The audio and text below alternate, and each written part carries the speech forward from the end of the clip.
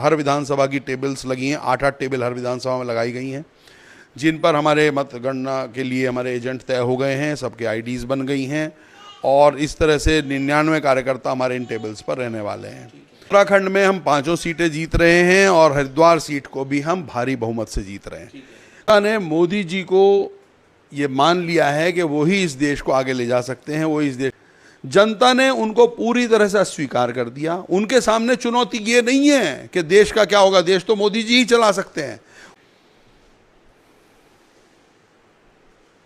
Sir, किस तरह की तैयारी चल रही है और क्या कहना चाहेंगे जिस तरह से हम देख रहे हैं कि एग्जिट पोल जो आ रहे हैं चुनाव से पहले, गिनती से पहले, कि जो भारतीय जनता पार्टी को पांचों सीट जिताई जा रही है हरिद्वार लोकसभा सीट को लेकर, उसको लेकर देखिए, चुनाव ये पहले से अपेक्षित था परिणाम।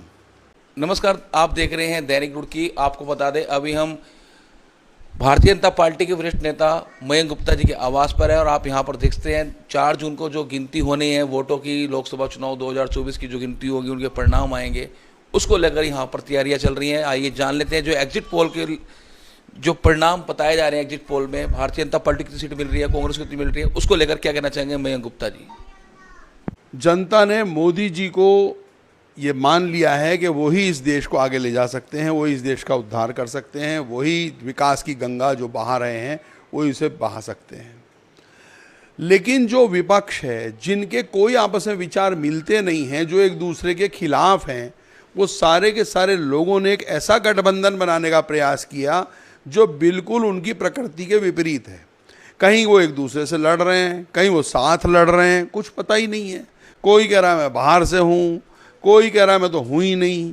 और वो चलने वाला गठबंधन ना था, ना है, ना उनके कोई सिद्धांत हैं। जनता ने उनको पूरी तरह से अस्वीकार कर दिया। उनके सामने चुनौती ये नहीं है कि देश का क्या होगा, देश तो मोदी जी ही चला सकते हैं। उनके सामने जो संकट है वो ये है कि उनका क्या होगा इस चुनाव के बाद, क्योंकि सब अधिकांश लोग या तो जमानत पे बाहर हैं, या उनके खिलाफ मुकदमे चल रहे हैं, या उनकी जांच चल रही है। तो उन्हें चिंता है अपने भविष्य की, अपनी परिवार के भविष्य की, ना कि देश की। देश की चिंता होती तो 70 साल मिले कांग्रेस को शासन करने में, देश का कभी कुछ किया नहीं। मैं कहीं ना कहीं लग रहा था कि 400 पार का जो नारा है वो गलत होगा, क्या वो सही हो पाएगा? ये किसे लग रहा था? किसी को नहीं लग रहा था, सिवाय उनके जो आज भी चिल्ला रहे हैं, जो एग्जिट पोल को मानने को तैयार नहीं है, कल को ईवीएम को मानने को तैयार नहीं होंगे।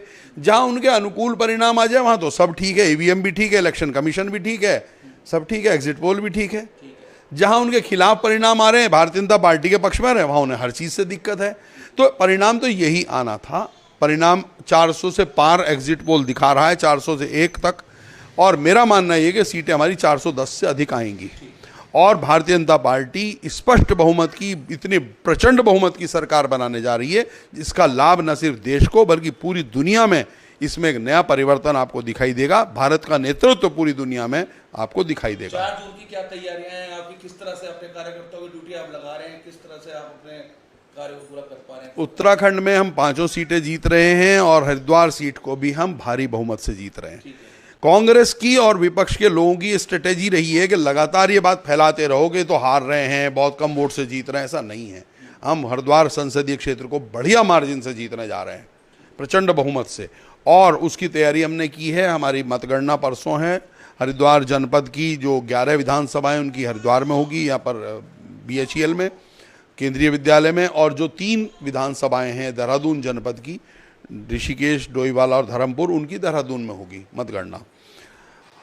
हरिद्वार जो जनपद की मतगणना है उसमें केंद्रीय विद्यालय में, BHEL में मतगणना में हर विधानसभा की टेबल्स लगी हैं, 8-8 टेबल हर विधानसभा में लगाई गई हैं, जिन पर हमारे मतगणना के लिए हमारे एजेंट तय हो गए हैं, सबके आईडीज़ बन गई हैं और इस तरह से 99 कार्यकर्ता हमारे इन टेबल्स पर रहने वाले हैं।